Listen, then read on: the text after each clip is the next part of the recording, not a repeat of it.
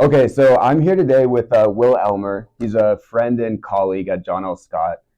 He actually was just awarded Rookie of the Year Oh, in Whatcom County for 2024. And I had a question for him last week regarding appraisals. And some of the information that he had for me I thought it was really helpful as a realtor. So I just wanted to bring him in so he could kind of answer those questions in a video because I think it would help home buyers. So, Will, hi, welcome. Ian. Thank you. Thanks Thank for. you for calling me a friend first and then a colleague. Of course, of course. So thanks for coming in. I think just right off the top, I just want to start with what's a home appraisal? So I guess the simplest way I generally explain it to my clients is, we have our home inspections we do on the property. You're getting ready to might write an offer on the house. Your realtor might, do a market analysis to see if the home meets the value. The appraisal is not exactly, but kind of loosely those two ideas combined, but for the bank. So when the bank is going to lend you money to buy the house, they need to make sure that the house is worth it, right? The bank has no interest in owning houses. They don't want to be landlords. They want to be able to sell a house. And so they need to ensure that it actually meets the value. It meets all the specifications. It's the square footage that is advertised in the listing is the square footage. So it's got the bathrooms, it's got the bedrooms. All the Mm-hmm. kind of material facts about the house are accurate, and that the value that we are paying, that we as in the buyer is paying for the property, meets what the bank is going to lend on it. So Okay. they will order an appraisal. In the pending process, an appraiser will do their own research on the house, an independent third party that gets bid out to different appraisers, and the appraiser will come out to the property and view all of those facts about the home. They'll do their own research, do their own kind of market analysis. They do a little bit extra details on like what it would cost to rebuild the house.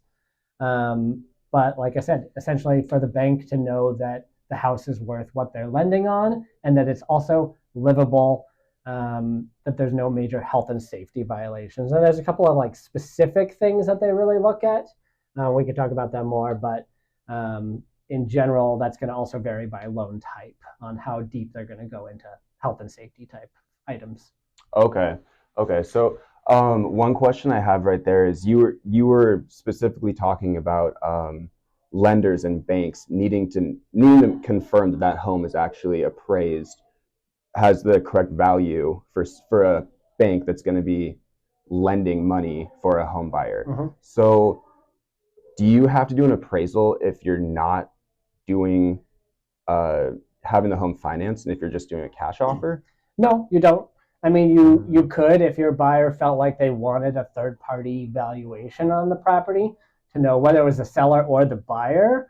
I don't think it's necessary. I think your realtor is should be perfectly capable of doing a market analysis. But there may be other situations, maybe if the property is an estate or part of a trust, where um, you may need documentation of a third party appraisal on the property to show here's the value of the property, here's why we listed it at this price. And that's going to be a much stronger document for those types of sales that need to go through court, than just the realtor's market analysis on the property. Oh, okay, interesting. So you just brought up something else that I wanted to touch on.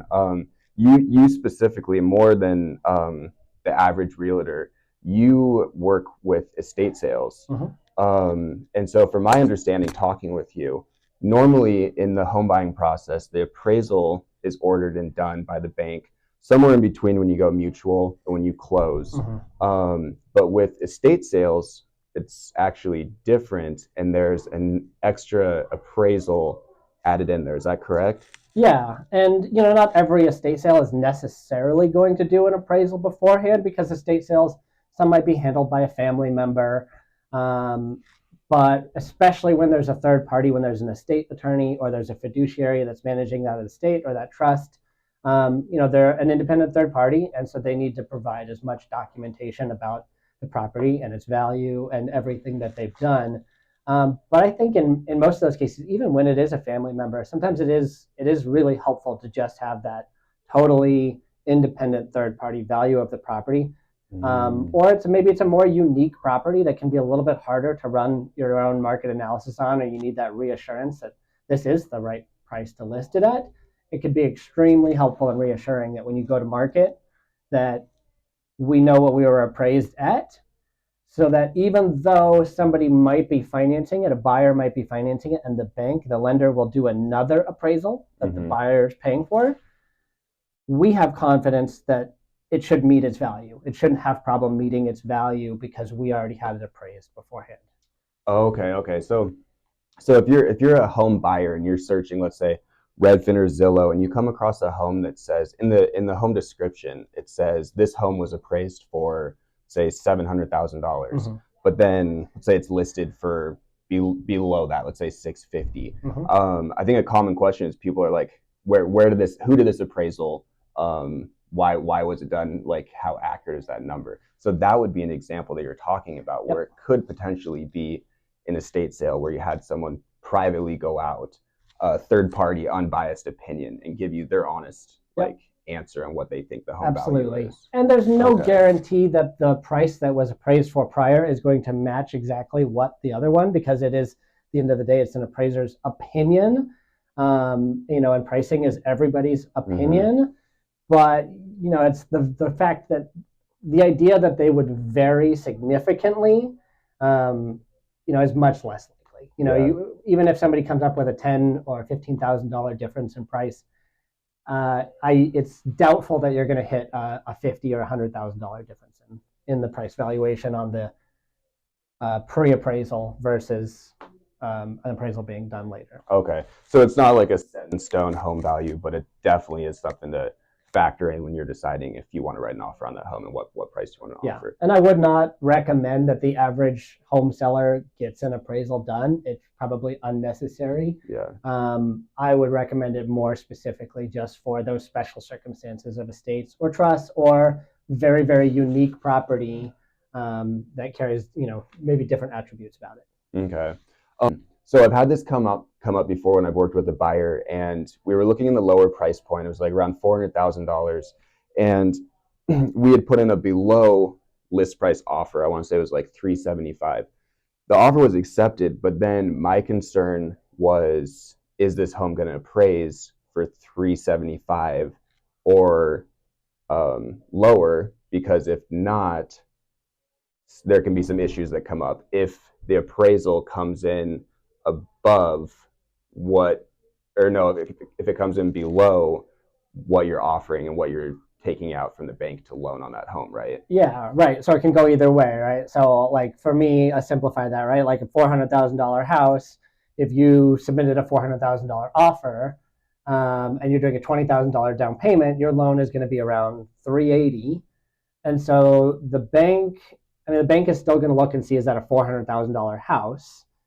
And if they look at it and say, this house is only worth $380,000, they're not going to be able to say, well, your loan's only $380,000 and the house is $380,000, you're good. No, because you're still paying that $20,000 down. It needs to meet that full value.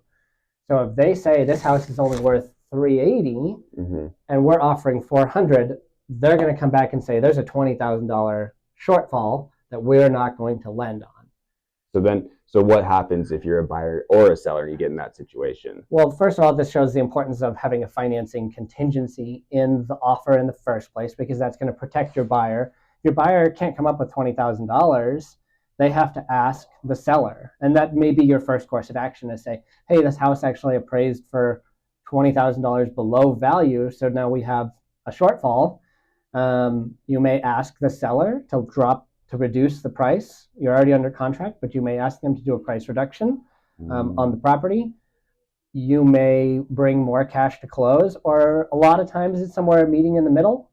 There's a little bit of compromise. Maybe the seller comes down $10,000 in price and the buyer finds a way to bring an additional $10,000 to closing. But either way, the bank won't lend on that extra money. So if the buyer and the seller can't find that compromise in the middle, the financing contingency will kick in, allow your buyer to exit the transaction, keep their earnest money intact, but they won't be able to purchase that home at that time. Yeah, okay. Or if they don't want to back out, this is kind of a trick that realtors can pull, like that we have in our sleeve. that if it doesn't appraise for that value, then you can come back and negotiate, and you can try to get the home for less. Yep, you can keep that negotiation, keep that conversation, and if you've got two great agents on both sides, you should be able to keep level heads and find a way to navigate through it. Conversely, if the contract is $400,000, the bank also might have an appraisal come back that says, if they say it meets value, great, everything's solid. That's the most likely scenario. Also can happen is they're like, hey, this house is worth $420,000. That's just instant equity for your buyer, that this house is actually worth more than you're paying for it. That's great news for them. Maybe less exciting for the seller, but the seller might still be happy to just get under contract and keep it on their way. Now, regardless of all of that, you still potentially have conditions to close. This was my next question, or last question also. So let's say the financing's worked out and the home appraises for the correct appraisal. What are the other steps that need to happen with this home for it to actually pass appraisal and be good to go through financing and close? Yeah, I mean, we can get into the weeds on that, but we probably won't right now. Because there's going to be a lot of individuality on like the loan type and the property type. So maybe just, if you could just like summarize or generalize, so people have like a general idea when you're going to a home and you're like, I don't know if this home's going to appraise. Like generally, what are people looking for? Yeah, the appraisers looking for? Exactly, and like the value is going to be one thing, right? So the valuation's done, whether it came in high or low, you put that aside. The conditions to close more likely are going to lean in that health and safety kind of criteria that we talked about. The easiest thing to call in is like smoke detectors and monoxide detectors on all the levels of the home that they are working and in proper placement. So you might get something as simple as that, like, hey, the appraisal met value, but there's a condition to close. We need documentation of smoke detectors and monoxide detectors in all the houses. As you venture into different loan types outside of conventional, there's going to be a little stricter on some health and safety stuff, or maybe condition of the home. They're not going to do a full home inspection, but if it's very obvious that the roof is well past its life, they might not be able to lend on that, or they might only be able to lend if the roof is replaced or repaired. Some more simple thing, like an FHA loan, is if there's chipped and peeling paint on windowsills. Those are different items where they might come back and say, this needs to be repaired, this needs to be sanded and repainted, and then no present wood chips or paint chips coming off of the windowsills, et cetera, et cetera. Different items. And again, those are things that as you approach each property, that's going to be important to talk through with your realtor, and even just reach out, you as the realtor reaching out to the lender and say, hey, we're looking at this property and I noticed this. Do you think this would be an item that would potentially come up on the appraisal? And the lender would be able to also give you some good feedback on that too.